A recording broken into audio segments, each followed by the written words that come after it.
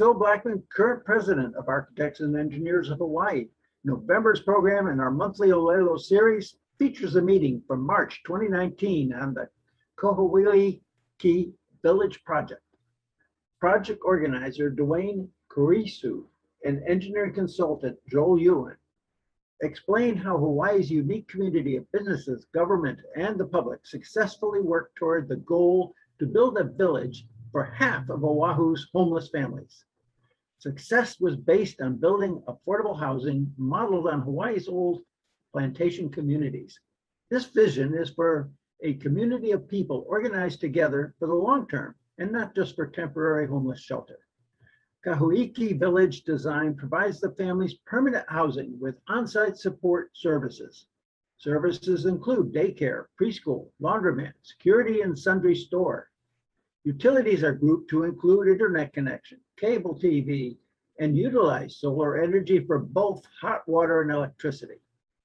We at Engineers and Architects of Hawaii will welcome your comments on Kahauiki Village and your ideas for reducing family homelessness on Oahu. To encourage your participation, we will award $50 for selected comments and ideas.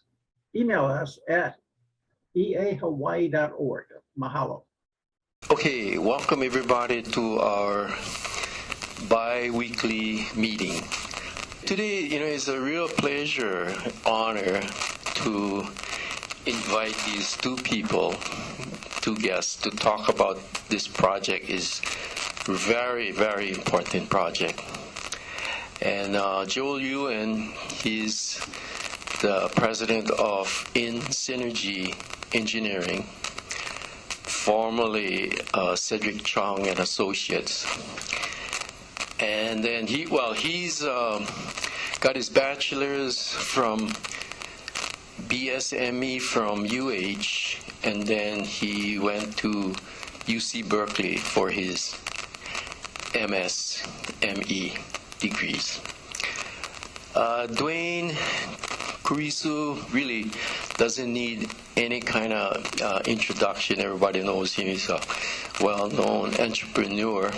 But maybe what you didn't know is that he's really a small-town boy. Dwayne is from Hakalau, I believe. It's close to Lapohoehoe. And then he went to Hilo High School and got his bachelor's and his MBA from UH. Of course, he's a well-known person because of all of the things that he does, and this is no exception. This project, he's like a benefactor for this important project, and of course it's endorsed by the city and the state. It's a village on Sand Island that is already built. Phase 1 is already built, so he's going to explain. Him and Joel is going to talk about the project.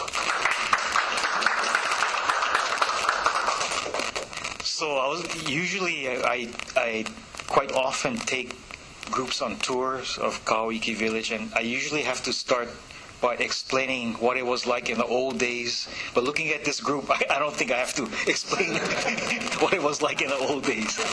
I did grow up in a plantation town, and where community was really probably one of the most important things that shaped all of our lives. And so when there's so much talk about how we're going to resolve our homeless situation in Hawaii, we fell back upon the plantation days and community, and in the sense of living with dignity, even if we didn't have much money, as the foundation for a long-term solution for ending homelessness in Hawaii. So we broke ground on July 10, 2017. So 6 months later, January 11, 2018, the first families of the first increment moved in. So there were 30 families, 115 adults and children. On opening day, there were 30 families waiting for their keys. And as I was standing in the center portion, the center of the village, I instinctively reached out to this child and I said, "Come to Uncle." And he immediately came, and I held him in my arms, and I was stunned because I saw myself, and I saw my friends, I saw my brothers and sisters, I saw all the people who grew up in the plantation town that I grew up in. And I said, this feeling that I felt was, I still feel it today. This child now in hope, and he had a chance to dream. And that really is the foundation for Kahauiki Village. I started by saying it starts with building community rather than just shelter. And that shelter and the community and the way we run the facility is about these homeless families living with dignity. So when we surveyed the homeless population, we on our own segmented them into like the drug abusers, mentally ill individuals, families with children, and we decided to stick to this core for families with children because we felt that the children were the most at risk. Thank you so much. My name on it. This is my name. My children's name. This is our home. I'm not a developer. I'm not a social service professional. Well, I own buildings, but I don't build them from ground up. So one thing I did know is part of the solution was to take the land cost out of the equation. So we approached the DLNR, we found this property, we approached the Department of Land and Natural Resources. Naively, I thought that we could do this under the radar. So after making the presentation that day, all the news people were there, and it came out in a paper, it came out on TV, and I was stunned because we weren't ready. But there were a whole bunch of people that came forward to volunteer, and Joel was one of the first guys to come and say, hey, Dwayne, you need help? We're in. I literally didn't know how much work it was. So Joel was there from the very beginning. Anyway, when this came out in the news, I went and I talked to the contractors, the consultants who came forward and said, we're in. And I said, what are we going to do? We're not even ready. We don't really know exactly what we're going to do yet. So we all together said, okay, we're going to go. We're just going to go. And hook or crook, we're going to get the project done. And for me, 2017 was a very lonely time, and it was really scary. Partly because I had no idea. We said go, and I was ultimately responsible. I had no idea what it was going to cost to build Kahauiki Village. Lonely and scared, but mostly because I told myself that I would die for all the people who volunteered for the project. It was important that everybody kept their reputation. We had to make sure this project was done. 2017 meant going to places, finding subs, finding materials, because at the end of the day, if I didn't get those things, I would personally have to pay for it. So even if I said I was lonely and I was scared, I never even felt remotely remorseful about starting this project. I never felt sad or sorry for myself, but I did cry. Not because of that, because there's a roofer I found in Campbell Industrial Park. They said he'll do it. These homes were, all the interiors were mostly done. The drywall was up. The electrician put in the power in. After doing one building, the roofer said, this was on a Saturday afternoon. After one day, he said, Dwayne, I can't do the job. Sorry. And these subs are saying, if it rains, Dwayne, we're gonna have to rip everything out and start all over again. Oh God! And these are all free labor, free materials. Oh my God! So on Monday, I showed up at the site. I was busy calling people, right? On Monday, I showed up at the site, and I saw on 4 houses there were people on the roof. This is standing seam roof, so it was very difficult to put on. Only certain people could do it. There are roofers on these 4 homes, and I said, well, where did these guys come from? I walked, and then this guy came up. His name is Bobby Anderson. He said, "Oh, are you Dwayne Cariso?" I said, "Yes, I am." He said, "Well, we're driving by. I heard you guys needed help, so here are my boys. I will stay with you as long as I can, as long as I can afford to do this." So with that moment, at that time, I went around one of the unfinished houses, and I was crying because I said, where did this guy come from? But that kind of story continued over and over with this project. People from all over the world have come to visit the project, a lot of it to see Joel's masterpiece. But I will tell them that how generous the people in Hawaii are. I mean, extremely generous people, and with a vision. People want to do something about this homeless situation, and they found this to be a project, a vision that they could attach themselves to. So the first 30 homes was a challenge. So we're starting the second phase. We're just doing it in 2 phases, in 4 increments.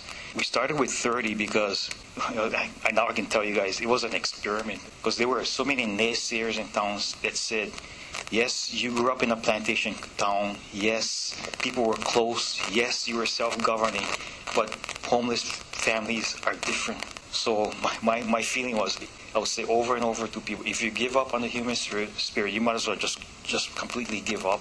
So I was in hope. It's remarkable. These 30 families, self-organized.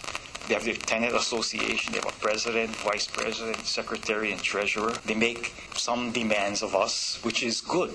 So because they care. There are some families that didn't make it. By the way, when they move in, they're told that they can stay there as long as they want to. In transitional homes, you can stay there for like 1 to 3 months. So they go to transitional homes, and then they get referred to come to Kahauiki Village, and they can stay there, stay at Kahauiki Village as long as they want to. There are 4 families that didn't make it because of recurring drug abuse, drug use. I'm hoping that they have a chance to come back. Everybody deserves a second and third chance. And these are all, they're mostly single parents with children. So I'm hoping that they come back. And there are 2 success stories too. Guys that moved out because of Kahauiki Village, they were able to get better jobs. Another one was able to save money and find and rejoin her family with her child on the mainland. So we have 2 success stories, 4 that didn't make it, but still the sense of community is there. People ask, what are the challenges for phase 2? It's not what's typical of a subdivision building. It's really, the question is, can we instill that sense of community with 144 homes, over 600 adults and children, as we did in the first phase? You know what? That number represents half of the homeless families on this island. Theoretically, you build another Kahauiki Village, and you've taken care of all of the homeless families on this island. So let me backtrack before I turn things over to Joel. In our group, we call him and Russell Yamamoto, our civil contractor, and Les Muslin, they're our angels. So there's a template that cities from across the United States are given to say, why don't you do it this way, because it works. So again, take land costs out of the equation. We rent the land for $1 a year. So the state, the LNR owns the land. They turned over jurisdiction to the city, and our 501c3 leases the land for $1 a year. The second thing is that we're a guinea pig actually for the governor's emergency proclamation, which was actually designed for government to bypass getting permits.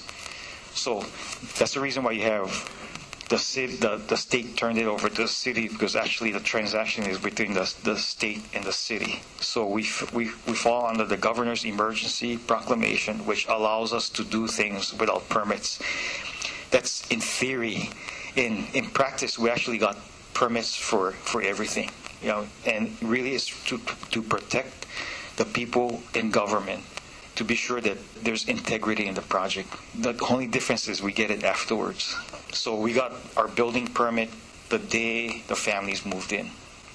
So take the land costs out of the equation, governors, no permits. But by the way, it wasn't as easy as I'm saying too, because not getting permits means going to it's ceded land, going to OHA, going to the conservation groups and everything else to make sure that everybody's okay. The third thing is that as part of this, we actually brought the city administration as part of our team. So we would meet regularly, actually once a week, with the governor's cabinet, and then it came once every 2 weeks, and now we still meet with them once a month to tell them what we're doing And actually, they've been proactive in helping us get things done. Like I said, I'm not a developer. We just had a meeting yesterday, and I reminded them how spooky it was for us because we actually had to chase. I mean, the city was so far ahead of us in moving. We had to run to keep up with them. I mean, usually it's the other way around, but we were scared because they were so much faster than us in trying to get this thing done. The fourth component is the city paid for water and sewer coming from Sand Island to this. So we're actually not on Sand Island. We're in between Sand Island and Kehe Lagoon. It's a piece of reclaimed land that was sitting for a number of different reasons. Most people felt it was not developable. In fact, almost every government agency that we went to said, why don't you go find something else?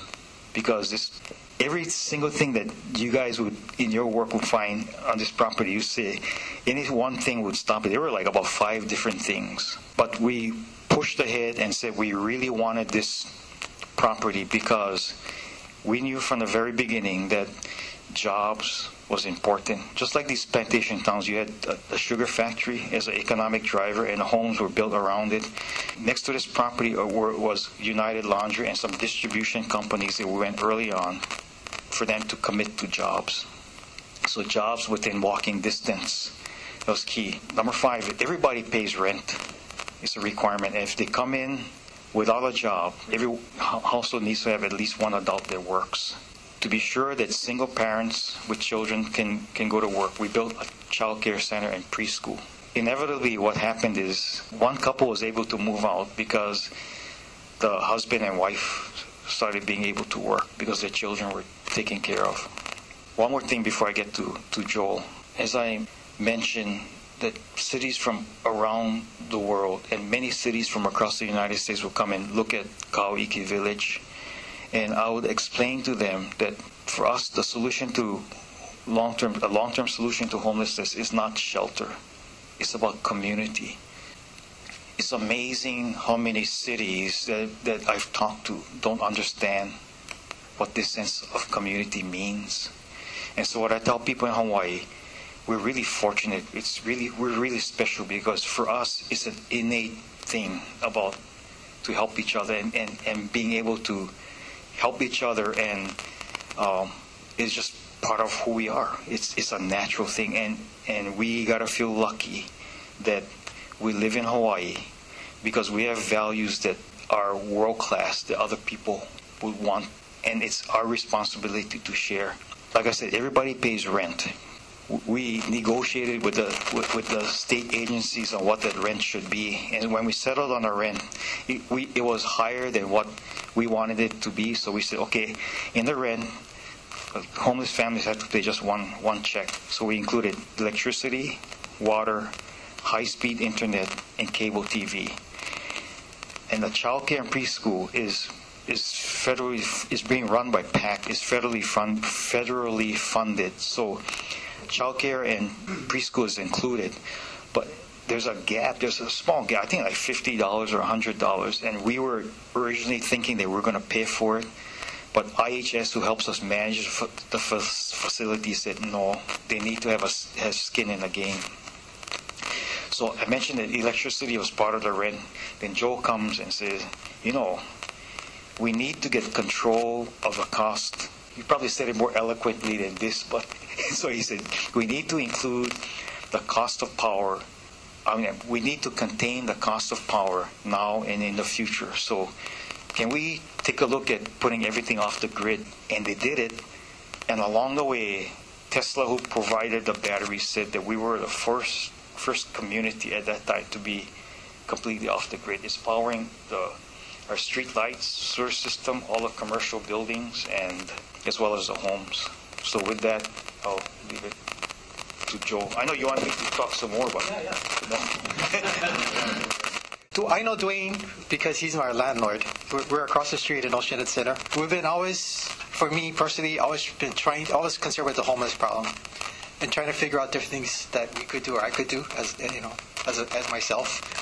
And I've looked at a lot of different scenarios of things we could do. I guess fortunately when the news broke out that Dwayne was planning this, I called him right away and said that this is something that fits what I wanted to help with. So we did all of our work in this project pro bono. By the way, when we raised some additional money, I went to Joe and said, Joe, he said, no, he doesn't want to get paid. Yeah, because we don't want to mix the two. I think for us, we just want to do our part and contribute. And I think all of us have a role in trying to do something with the homeless issues, here in Hawaii.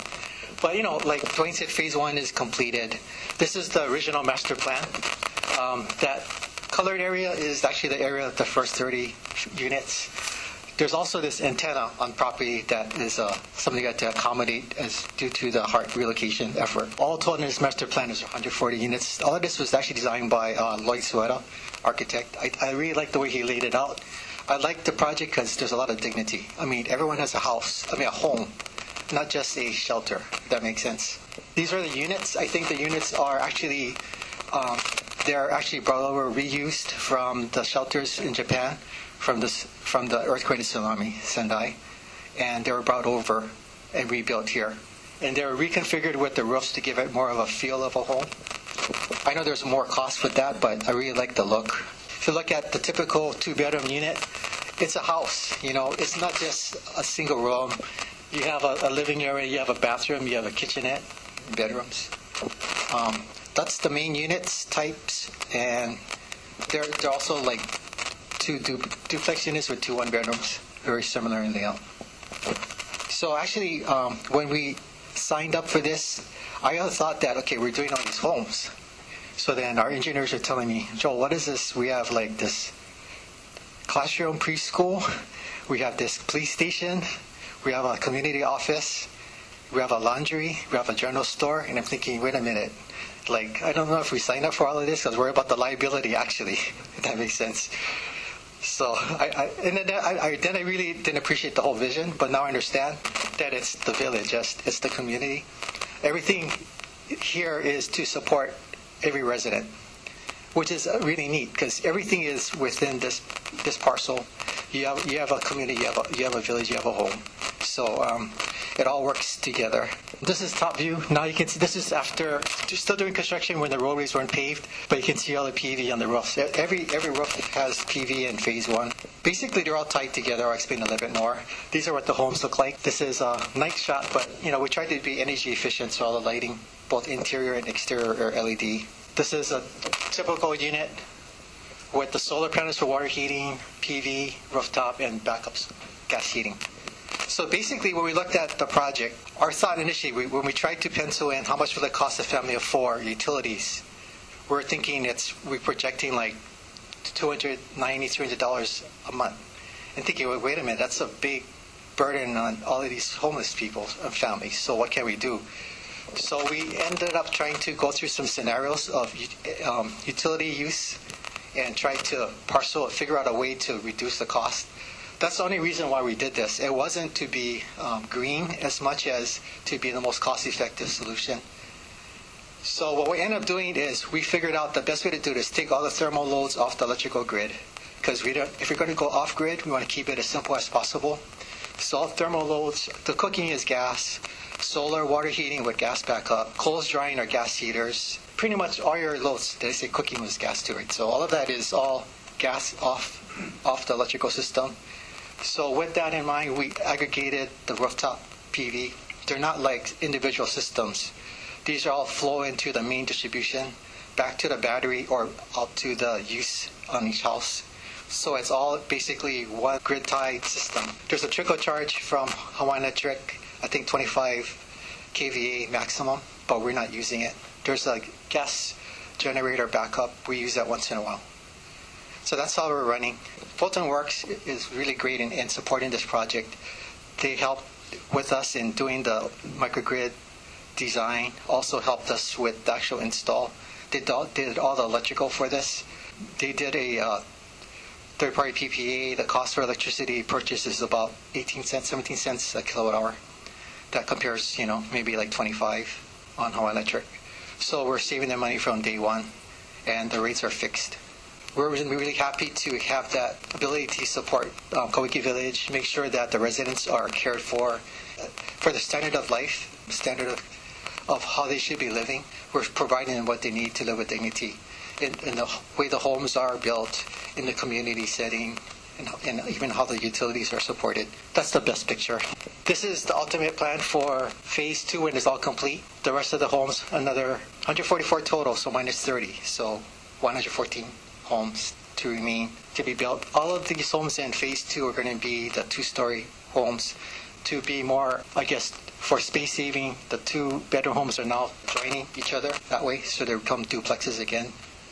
But I really like the layout. In phase 2 also, there will be the rec center, play court, public picnic areas, and they're going to also do a lot more with the gardens. So it's a really nice place to live. I would like to live here too if you can.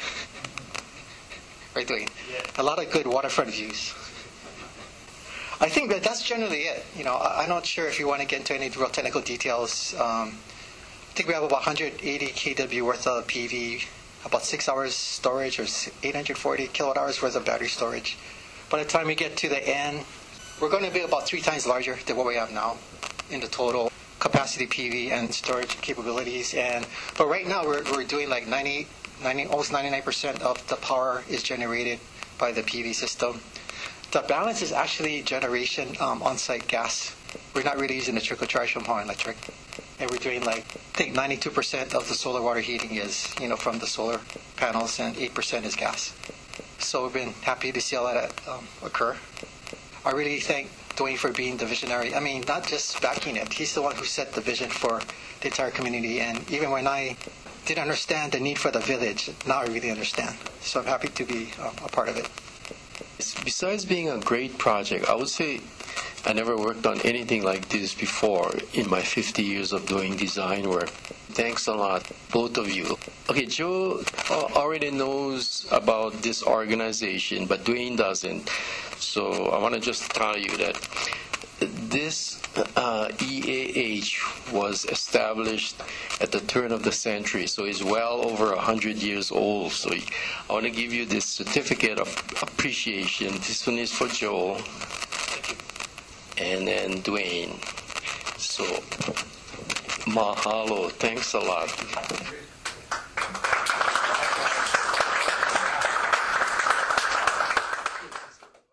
Watch episodes and offer your comments and insights in an email to eahawaii@gmail.com.